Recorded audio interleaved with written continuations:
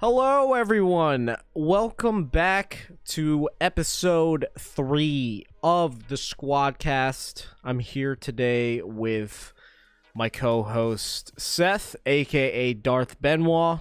What's going on today? You know me. I'm Anthony, aka Equation. Today we are going to be talking about our most anticipated games of 2022. So let's just get right into it. Seth, give me the goods. What are you looking forward to most this year in the gaming world? There's really only one game that I'm looking forward to and everyone's looking forward to, and that's God of War Ragnarok. Amen, brother. Amen. Yeah. Yes. God of War Ragnarok is easily I think the most hyped game of the year. I believe Elden Ring may have been more hyped, but that's already out. There would have been other games on this list, like Horizon Zero Dawn or Forbidden West, but Elden Ring also came out recently, so yes, Ragnarok is definitely on top of my list as well. Yeah, I'm really excited for it to come out based on what they did with the last God of War game, how just incredibly good it was. Like, from beginning to end, it was just really, really good game all around. Yeah. Gameplay, story, motion capture. Graphically, it was beautiful. Environmental detail was... You just felt like you were there, you know? Music, voice acting, game of the year. It won game of the year back in 2018. Doesn't even feel like it was that long ago. I know. At all. And it's a game that just doesn't get old. No, not at all. It recently just released on Steam as well. And if you look over on the Steam page, it's overwhelmingly positive. Like 98% positive. Yeah, Ragnarok's definitely going to be the game to play this year. Another one that I'm excited for is Hogwarts Legacy.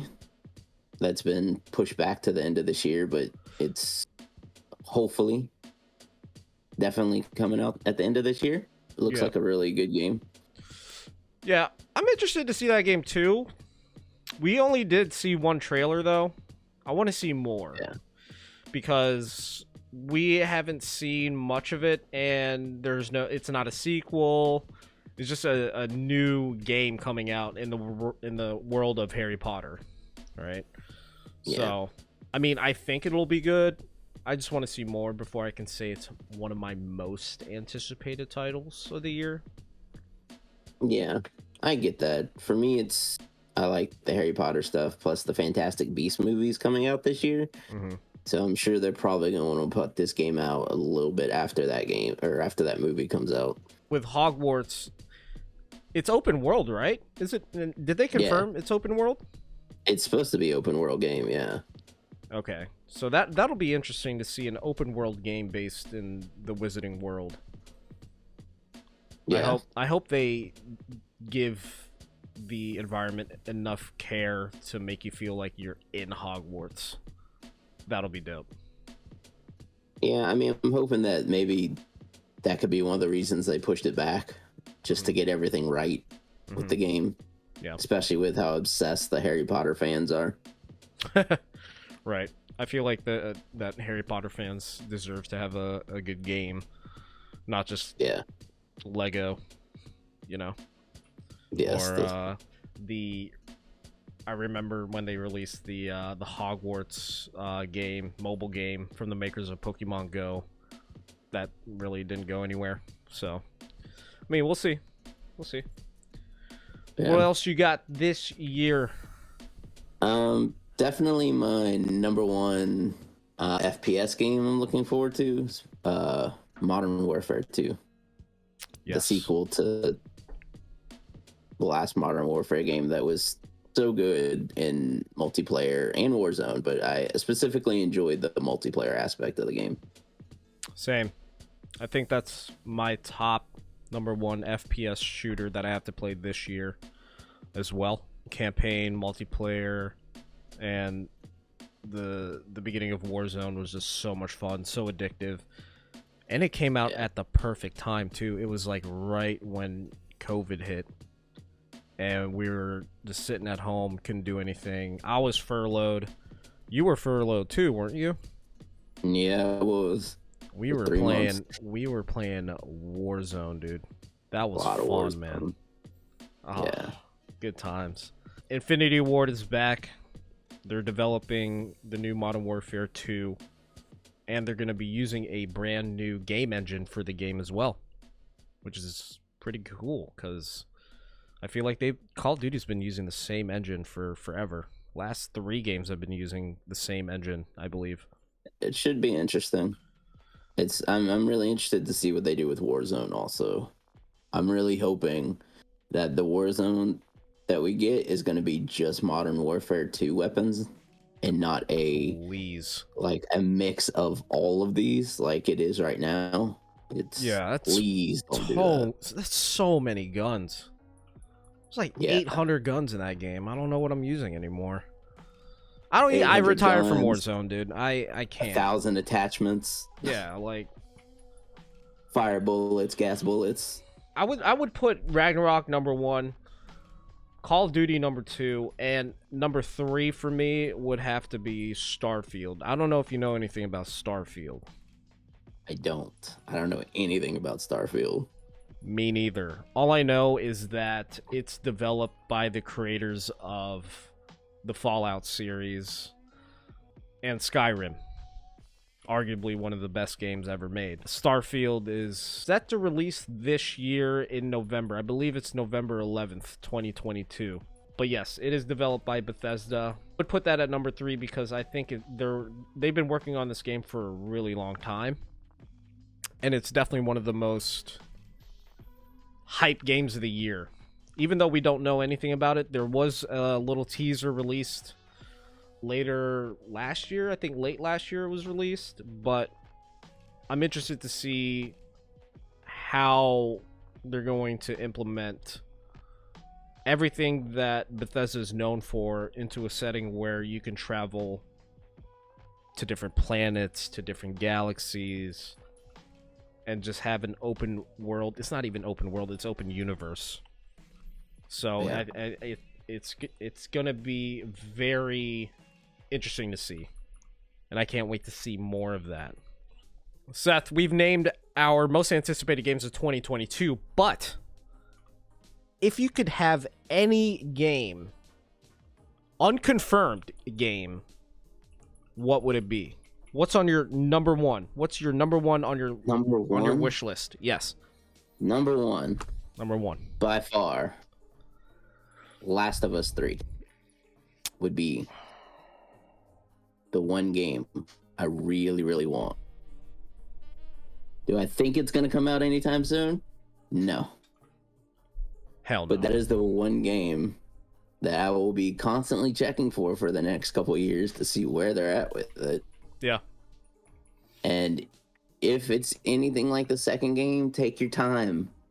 Take your time. Yeah.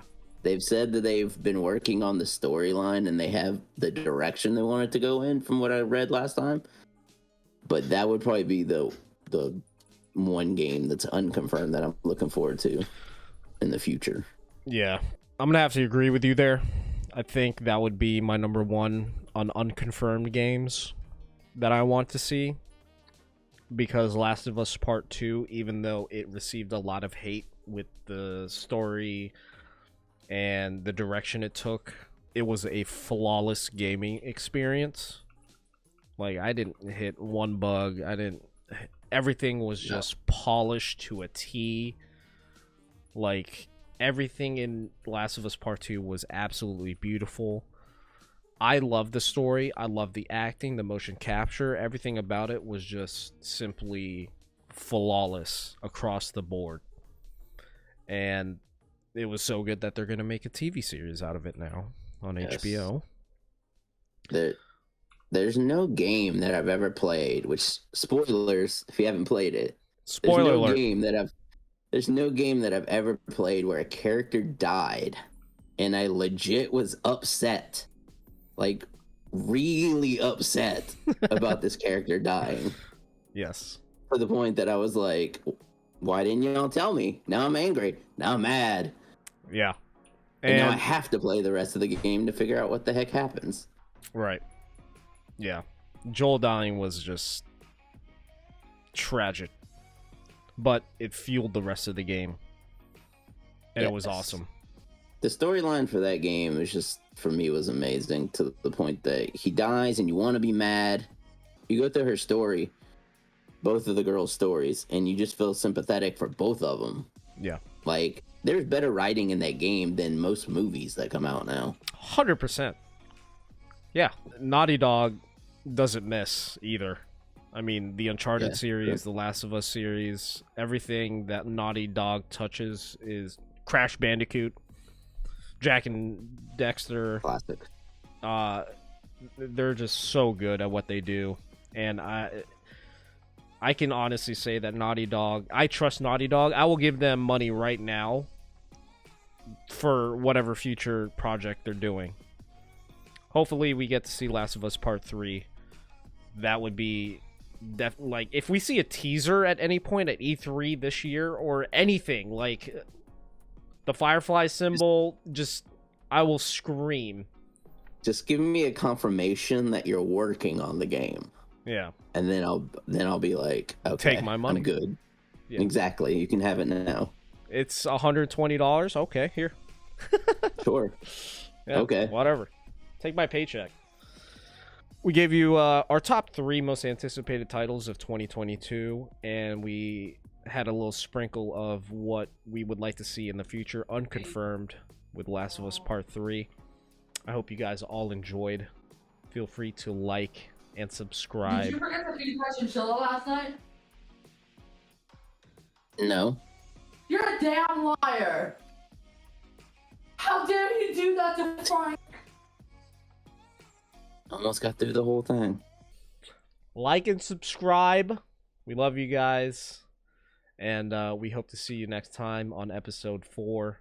Feel free to join our Discord. That link will be in the description below. And as always, have a great day. And squad up. Squad up. Later. Peace.